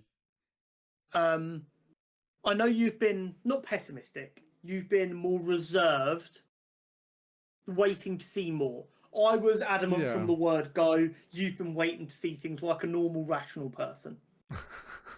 How are you feeling a week out from the film? I mean, as it's built, and with the trailers, and we've seen more, obviously my hype has grown massively. Like, from that first main trailer, I was like, okay, this looks really fucking good. Like, obviously there's still part of me that is cautious, because I'm like, this is our first proper look at the DCU. So far, our little teasers of the DCU with like Creature Commandos was great. Great fucking animated project. The trailers look great. The way James Gunn has been talking about this film sounds great, from being talking about like comic book accuracy and stuff. Visually, it looks like everything we hope it to be. It's like there's very little reason for me to doubt it at this point, other than if the story absolutely flops. Yeah. But I doubt that would happen. Like, everything is telling me it's going to be great. So I do think, I do genuinely believe it will be. I'm just like, what is this? Just like okay, DC is back. This was a great film. Or am I going to come out of this and be like, holy shit, DCU was back? Like, I think I'm either going to come out like, that was a good film. I enjoyed that. I enjoyed this Superman. Or I'm going to be like, oh, this is the best Superman we've had for a while. Like, so your kind of scale you're assuming is good is at the bottom end of what you're expecting. Yeah. Holy fuck, this is redefined superheroes is at the top end of what you're expecting. Probably, yeah. Okay, that's fair. Yeah, I mean, I'm excited for a number of reasons. I think it's got all the right stuff going for it. It's Mm. got a vibe of a world that is lived in with superheroes. Yep. They're starting that off the bat quickly with people like Hawk Girl, Guy Gardner, Mr. Terrific being partially in the film. Mm-hmm. It means the world's going to feel more lived in, and that idea of suspending the disbelief should be gone. Because you don't need to feel like you should be suspending your disbelief. It should just feel like, yeah, superheroes are here, that's what happens. Mm-hmm. I've seen a lot of people who have had more access to the film than me have said it feels quite Silver Agey, which, for those who aren't aware, is kind of your 70s to late 80s Mm-hmm. kind of style of comics. Bit more sci-fi-y. You do have a fair bit of kind of not worrying about how realistic it is, in the sense of they don't go, oh, but if Superman's flying that fast, how are his arms not crushing the person he's catching? Mm-hmm. Type vibe. Which is, I think, good. That leans more towards the fantastical style we've been told to expect and that we kind of want. We kind of got this military realism from the MCU. Yeah. I would like a more fantastical vibe. I think it's going to have a lot of character and heart and soul. The big thing I want to know is what are the stakes? Are we dealing with this is Lex versus Superman and their egos are having a fight? Yeah. And it's over something stupid, which would be great. Mm-hmm. Or is it this is Lex versus Superman and Lex is prepared to destroy the world to get a one-up on Superman, so he opens a portal to death and Superman has to work out how to shut that down. I'm sure that will still be good. I'm hoping it's closer towards the first option of, like we see in one of the trailer, Lex breaks into the Fortress of Solitude. Mm. Is the entire argument that Lex took a shit in his toilet. Like, these are like the ends of the spectrum. Yeah. And I want it to be more on that kind of petty side of Lex is doing something dastardly, but it's not the end of the world. And Superman is trying to stop that from happening. Yeah. I mean, and I think that makes more sense. I could see it even being as simple as like, this is film's just going to show us Lex is trying to prove to the world that he's not this great person. And it's like, he's just being a nuisance to Superman while Superman's actually saving the world and being a good guy. And it's like that balance of trying to be everywhere in the world, doing these like big saves, but then he comes back home and he's got fucking Lex Luthor taking a shit in his toilet because he's like, you're just as evil as me. And he's like, no, I'm not. But the idea of Lex viewing the Fortress of Solitude as like this evil lair instead of a beacon of hope is what I want. Yeah, him breaking in to be like, I'm going to find something in here. Like, yeah, it's got to be hiding something, and it's just not. Exactly. It's like, evil robots, and they're like the most polite robots ever. And it's just like... I think this film does hinge on how good the chemistry between Rachel Brosnan's Lois Lane and David Cornsweet's Superman / Clark is. Based on the trailers, the chemistry looks electric. If the chemistry is that good in the film, I am not concerned. I think it's going to be great. Fair. There is a real chance, and I'm going to say it now for when the review comes from us, there is a real chance, even if common knowledge says it's a 4 out of 5, that it is. I think this film is going to speak to me in a way where I view it higher than a lot of other people. And I'm aware of that going in because I think this film is going to do a lot of the things I specifically have been looking for. So if it nails them, I know I'm going to view it more favourably than a lot of people. Yeah, I get you. But so far out of our kind of like 6-week period that we looked at, I'm saying we're 3 for 3. Elio 28 years later and F1, all good films. Not maybe phenomenal. I'd say only 28 years later managed to get into that truly great category. But I've not been disappointed with any of them yet. going. I'm hoping Superman is more on that 28 years later level than the others, but cautiously optimistic is where I'm trying to keep. I'm trying to keep my feet on the ground. Pardon the pun, because I don't want to overhype it so much that I don't give it a chance to actually be a film. But I really, really think that I'm gonna be reinvigorated with what superhero films could be again. Should we get on to some nerdy news? Yes. It's been 2 weeks. It's been a decently long episode anyway, so I've just cut it down to the headlines. There's nothing too small in here. If there's anything I've missed, I'm sure we'll grab it anyway as we go. Starting off with something that feels like old news now, but it's still incredibly exciting. Jake Schreier, who directed Thunderbolts, will also be directing X-Men. Straight after Thunderbolts came out, there and it had great reviews from everyone going, "This is really good." Basically, the next day there were articles coming out going, "Should he be the guy to direct X-Men?" And we both kind of said he knows how to do a team found family dynamic really well, even with kind of arsehole characters. If he at least knows how to direct that, and you get someone who can write an X-Men film, you should be okay. Yeah. I don't hate it. I'd like to see a bit more colour than what we saw in the Thunderbolts for an X-Men film. I believe that he can bring that, because you've also got to think X-Men film is probably going to be post-reset. I assume so at this point. Yeah. So we should be as fuck, dog. We should be away from this cookie cutter MCU look. I'm hoping so. We also saw with Thunderbolts, like, he clearly pushed the boat a bit, like pushed the boundaries of what an MCU film can look like visually and in the way it's directed and shot. For that, like, as where people call the A24 style, just because that's the trendy thing. Yeah. But, like, if he can bring some of that, some more color, really push himself away from like what was the MCU to try and help define this new era, I think he could do a great job. So do I. And side note, I need that film to be so gay that people are like trying to organise boycotts against Disney for releasing it. The X-Men are inherently camp as fuck. There is not a straight member of the X-Men. They are all bisexual as a minimum, even if you've never seen them in a same-sex relationship. They are gay as fuck, and it needs to be replicated. The Batman Part 2 script is in. It's due to start filming in January.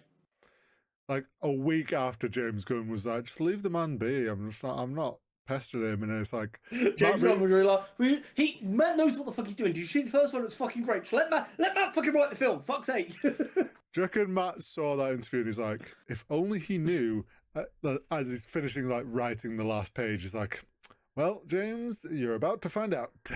I like the idea of Matt having had it finished for like a month, and he just kept on forgetting to send it, and he saw that, and he was like, ah, shit, I knew I had to send this in. still sat in his drafts on his email. Oh, shit, send.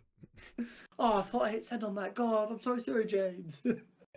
We're both incredibly excited for that. It's great time. Kind of side note alongside this, I didn't think it deserved its own talking point.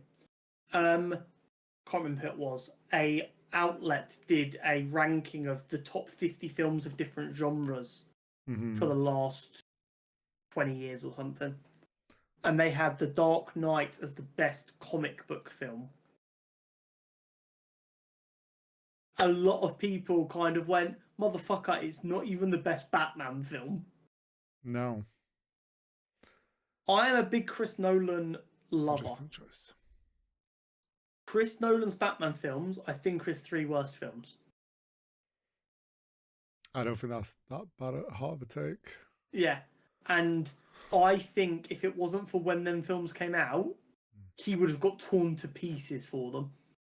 Kind of how we talk about, like, Raimi Spider-Man films. Yeah. And how if you try to do Spider-Man with organic webs now, people would lose their mind. I think that them Batman films came out at the right time. Like, he didn't do Robin. He instead hired fucking Jordan Yeah. Joseph Gordon-Levitt, Yeah. to play a police officer whose name was Robin in the third film. Yeah. Like, this is what we were dealing with. Anyway, John Bernthal has joined the cast of Spider-Man Brand New Day as the Punisher. I have no idea what they're cooking with this film. It is gonna I'm be. scared and I'm scared and excited. Because it's like we've seen how Matt Murdock has dealt with this Punisher in that realm. The idea of like Tom Holland's Spider-Man having like a monologue chat with John Bernthald's Punisher over like what's right and wrong is going to be very interesting to watch. I also think it's a real question of, can John Bernthal's version of the Punisher work in a PG-12 film? What if they're going to shock us?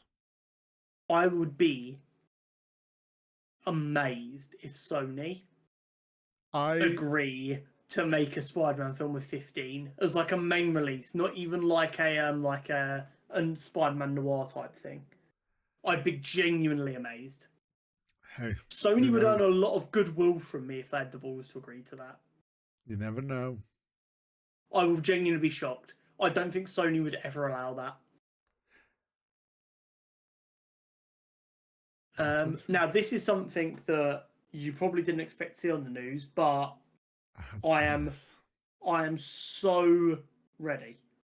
Dave Bautista, former WWE wrestler turned god tier actor, who I'm a big fan of and just keeps on nailing it, has finally got a film off the ground. Well, apparently he's been wanting to make for a long time, which I love even more because he's passionate about this, which means it's going to be even better. Yeah. It's a rom-com. You know Dave Bautista, big muscly dude? Yeah, rom-com. Where he plays a romance writer who's written under the pseudonym of a woman called Francine, and he now has been invited to like a writer's Comic-Con essentially, and he's had to hire a woman to pretend to be him so he doesn't get outed. That's funny. Cinema is back, ladies and gentlemen. I mean, just the fact that this film's been made, he already was the best WWE actor.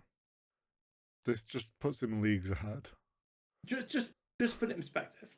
The other two WWE wrestlers turned actor, one I have an okay opinion of, one I have a terrible opinion of. We don't need to name names. Everyone knows who's who if you've watched more than 2 episodes. The one I don't have a great opinion of has such a fragile ego and suffers so badly with toxic masculinity. He claims he doesn't take steroids, while despite being 50 plus years of age, keeps getting bigger. And in his contract, he's not allowed to lose a fight. Do you think he would agree to a role like this? Let alone be excited and pushing for it. See, if he did this film, it would be terrible. Well, no, because he cannot act. It'd be terrible in the sense of the story wouldn't be that he has to hire someone to pose him.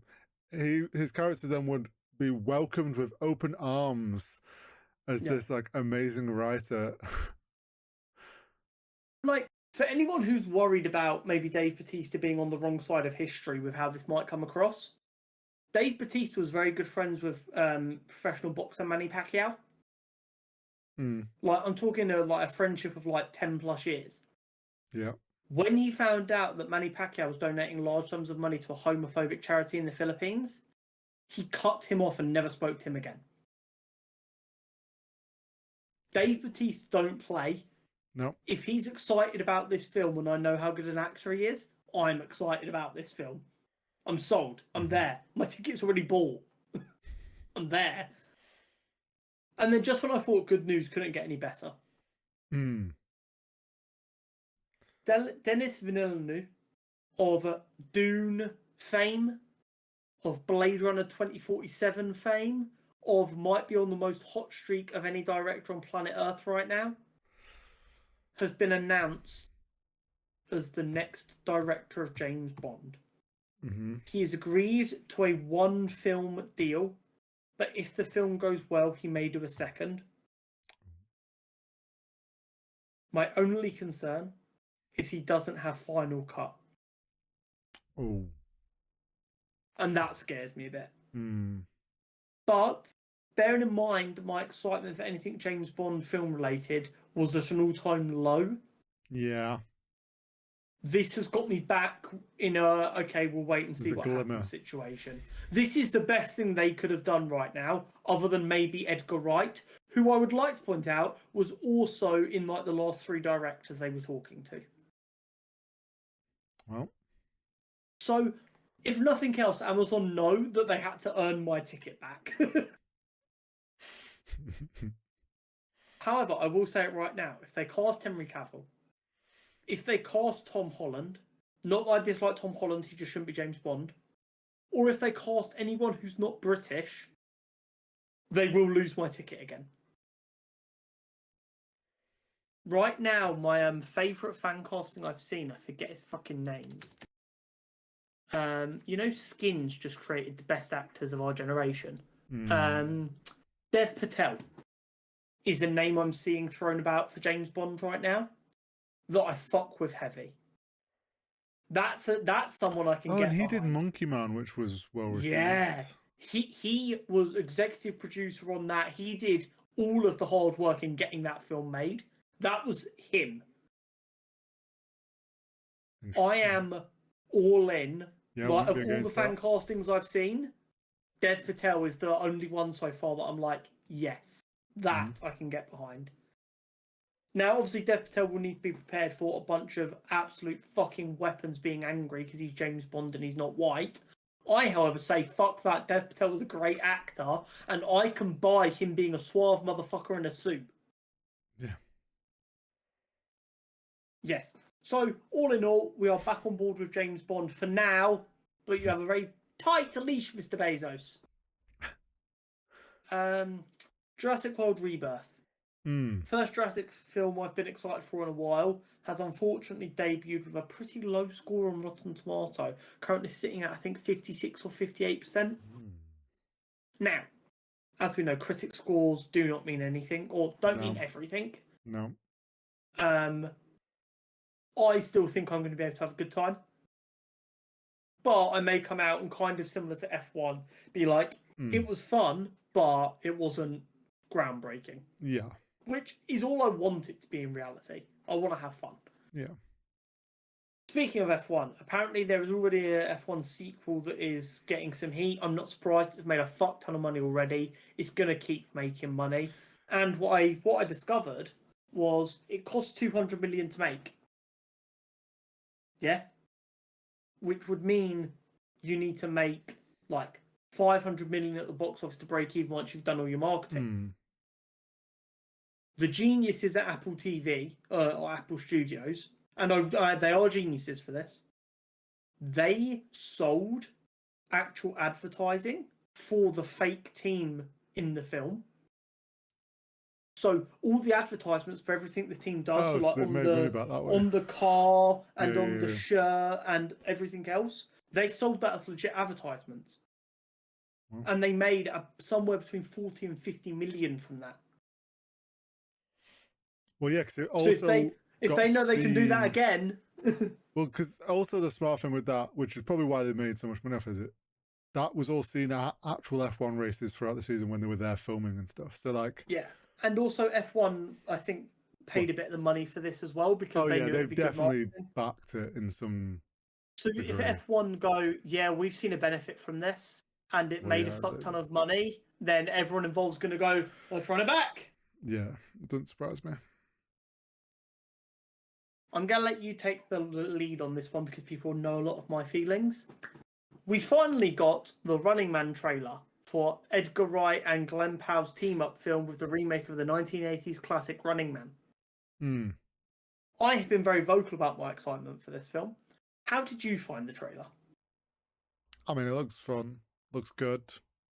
I'm probably not anywhere near as excited as you. But I don't expect you to be. I don't expect you to be. Edgar Wright is my favourite director. Glenn Powell in the last 18 months has got a lot of a stock bump to me personally. I've seen him in a variety of things where he's been quite different and I've appreciated that. and it looks really good. Coleman Domingo in the trailer as the host looks brilliant. Yeah, he does. I like the vibe. I'm excited. I think it could be really good. Comes out November 7th, I think it was. Yeah, I can't remember. We will be there. We will be there. To end the year out, what a way to end the year, I think. Very impressive trailer. Captures the kind of vibe I was looking for. I kind of like that it seems like from some of the shots in the trailer, they're going to lean into a lot of this kind of vlog style footage when he like manhandles the cameras. Yeah. Which I think is going to be quite unique and fun. Mm. And I'm curious to see how it all comes together, but really exciting. And more excitingly, it means we are another day closer to Edgar Wright being finished with this project, so him and Simon Pegg can start working on their next film together. The Cornetto quadrilogy. We got our first look at Eyes of Wakanda. Yes. The animated show for Disney Plus. It looks interesting. I was gonna say it has a different animation style to any of the other Marvel stuff. Almost more leaning towards like a traditional Disney animated vibe. Yeah. I'm not sure if they started going unique and then pussied out a little bit, or if that is the style they were aiming for the whole time. Because it feels in some of the shots incredibly unique, and then in other shots it feels kind of not.